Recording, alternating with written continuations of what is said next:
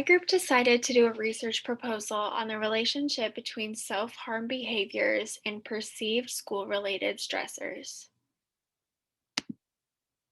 According to the crisis text line, self harm is defined as any form of hurting oneself on purpose.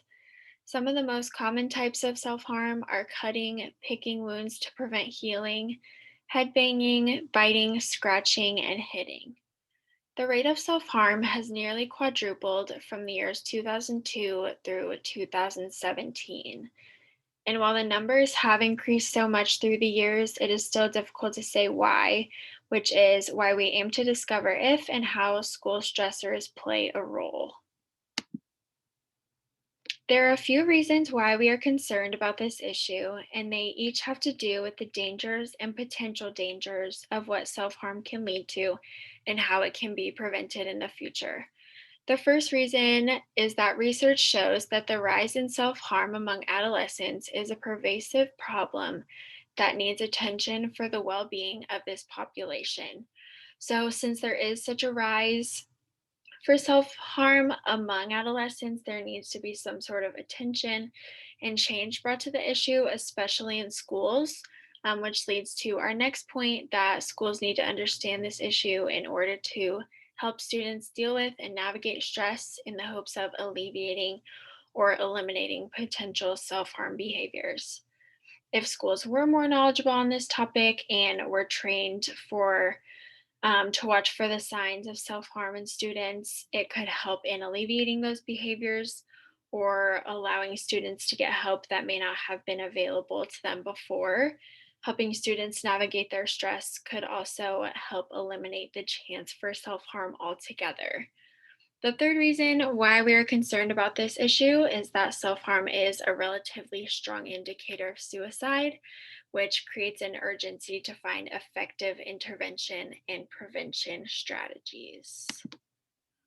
So, the literature surrounding school stressors and self harm has found the experiential avoidance model, which explains that adolescents participate in self harming as a strategy to reduce or cease unsolicited emotional stimulation. So, in essence, self harm is used as an escape mechanism for stressful situations in life. The literature also has shown that self harm is often underreported due to stigmatization and adolescents' desire for secrecy in those behaviors. Since there is a stigma around self harm and sometimes an embarrassment, many schools don't offer support that should be offered to students regarding self harm.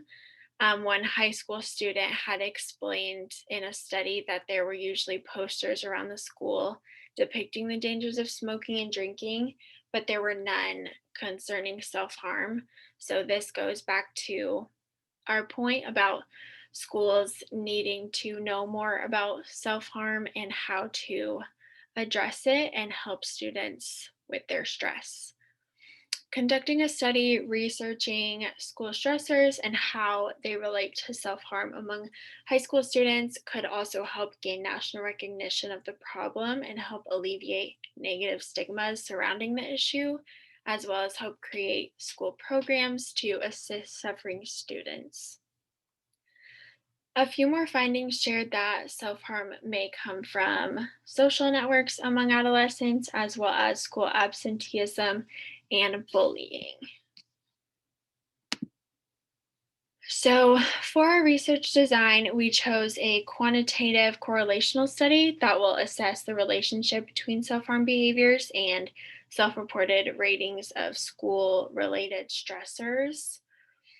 For our survey of intangibles, it will measure the correlation between stressors and self harm and the intensity of those stressors and the relationship with the student's desire to engage in those behaviors.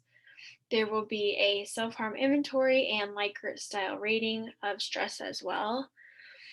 For our sample, we will choose 300 students from a high school in Denver. This is convenient sampling because of the agreement from the school and its school district to participate, as well as the convenience based on the location of the school. And then students between grades 9 through 12 are welcome to participate, and they may opt out if they don't want to participate in the study.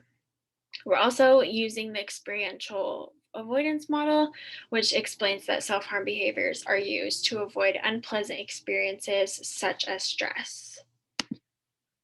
So, just to continue on our methodology for sampling, students that participate must speak and write proficiently in English since the surveys are only provided in English. And then for our instruments, the self harm inventory is using closed ended questions to measure who participates in self harm, who doesn't, and then what types students do participate in. And then for our Likert scale survey, we are providing a list of stressors like exams, deadlines, bullying, and different factors like that that may cause student stress, and participants rate those on a scale from 1 to 5 on how much stress that they feel in those situations. So, then for our data analysis, we are utilizing the SPSS to run analyses of Pearson R and multiple regression. And then we're looking for an R value of 0.12 with a sample of 300 with a p value of 0.05 for a statistically significant correlation.